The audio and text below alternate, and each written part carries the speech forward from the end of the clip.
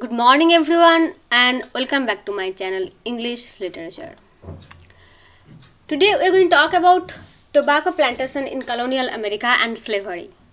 How tobacco plantation and slavery is attached to each other. Now it may sound weird to include a map of West Africa in the history of North America. But it is true. The connection is undeniable, and it all started with plantation. 1607 permanent settlement in Jamestown, and Jamestown was named after King James I. It's just for information. And after the settlement, it was a hard time for the colonizers. Dreamland was an illusion. Only starvation and struggle were the hard reality.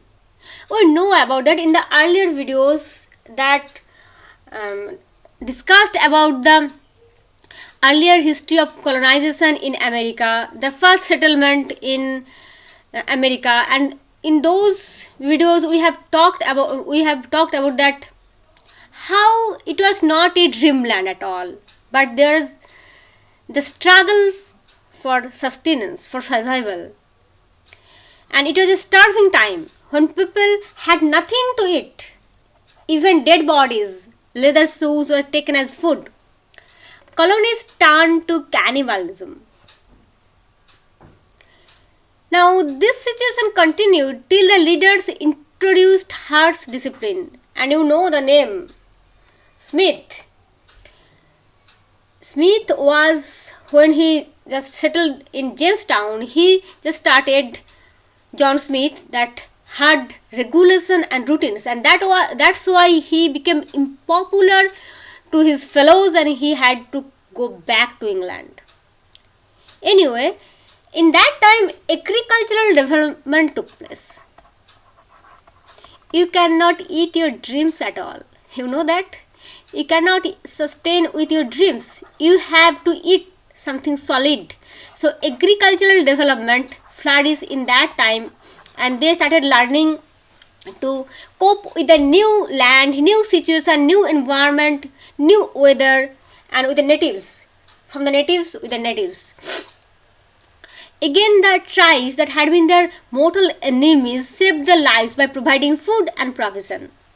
With their help, 1907's Jamestown would, without their help, if they don't help, then Jamestown would not flourish, could not flourish. It have suffered the same fate like Roanoke settlement. Do you remember Roanoke settlement?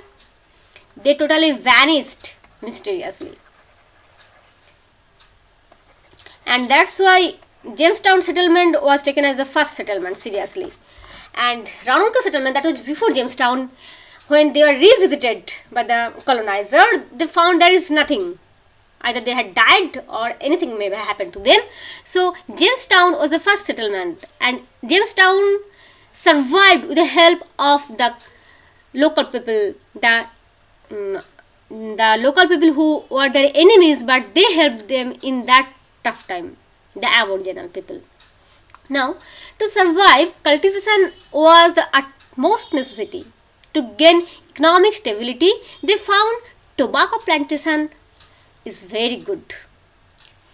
And the colonists found that the indigenous people, they are smoking something. And when they try to do the same, they find, oh, it's interesting, it's good. The dried leaves and with fire they are smoking, and the smoke just feel like, oh my god, I don't know how they feel actually, because I never experienced it, but they must be feel good. That's why tobacco plantation becomes so much popular and so much gain so much economic value.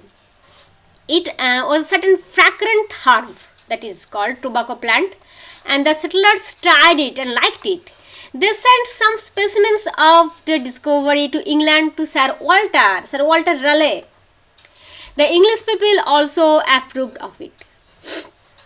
Now soon English people started smoking American tobacco, and it was a rare sight before that. Now there is an interesting story. I just wrote down the story for you.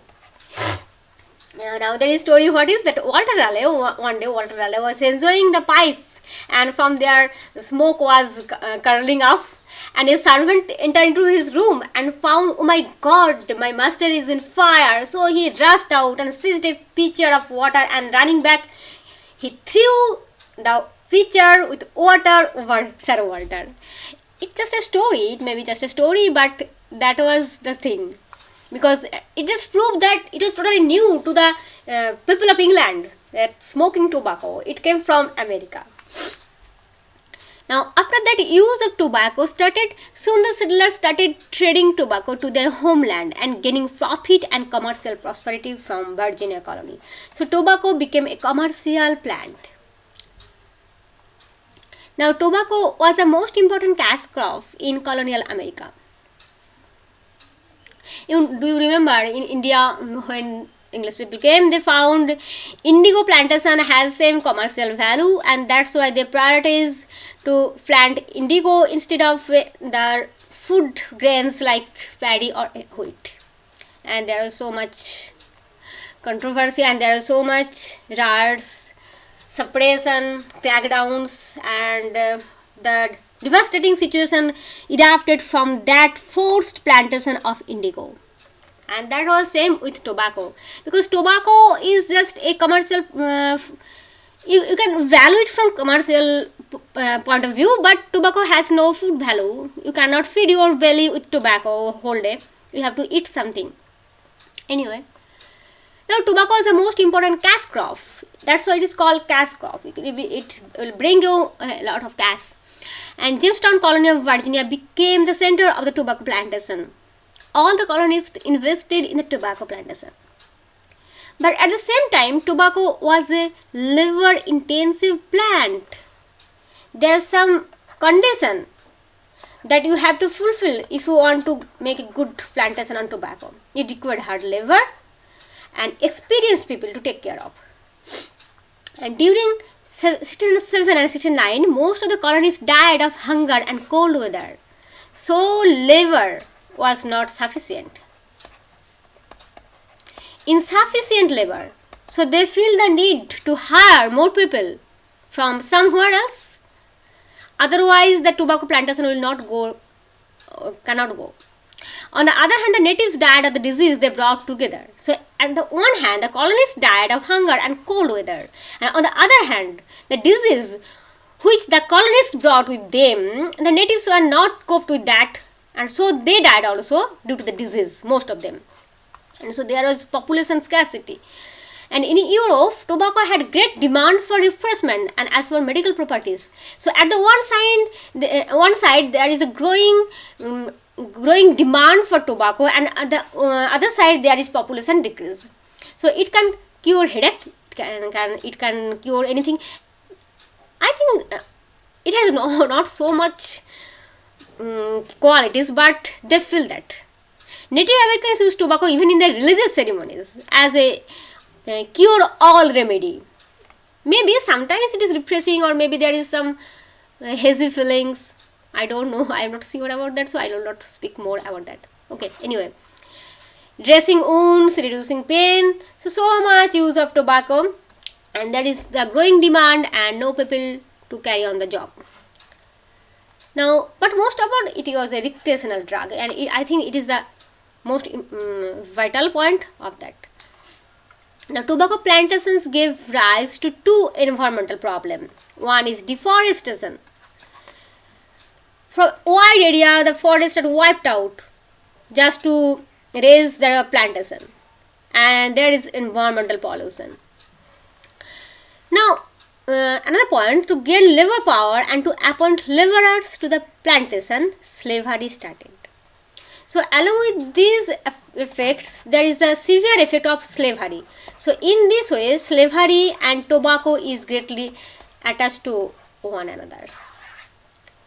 Due to the lack of enough people, they had to bring people from other areas, other countries. Enslaved Americans were used as laborers. Ongoing enmity with native people, low supply of labor due to minimal population. On the other hand, growing demands for tobacco. This situation led to practice of slavery. At first, indentured servants were used to work, but later the farms expanded more. More manpower was required. And 1690, 20 Africans were brought to America by a Dutch ship. So before that, what happened? Enslaved American, the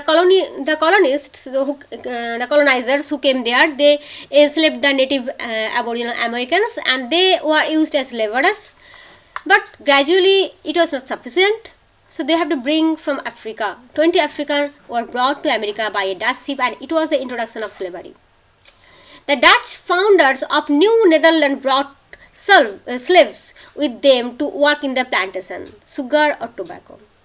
And by the time 1867, slave trade was ended officially. Over 12 million Africans had been sent forcibly to America from the native land. So before that, 1867, when slave trade was ended officially, already 12 million Africans had been sent forcibly to America from the native land. You can imagine?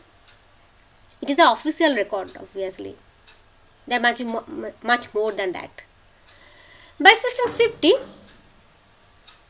there were more slaves in the Dutch colony of New Netherlands, and by 1700, slaves had entirely replaced the indentured workers in Virginia colony tobacco plantation. Now, slavery continued to grow with the growing demand for plantation. By 1740, black slaves made up 20% of its population in America.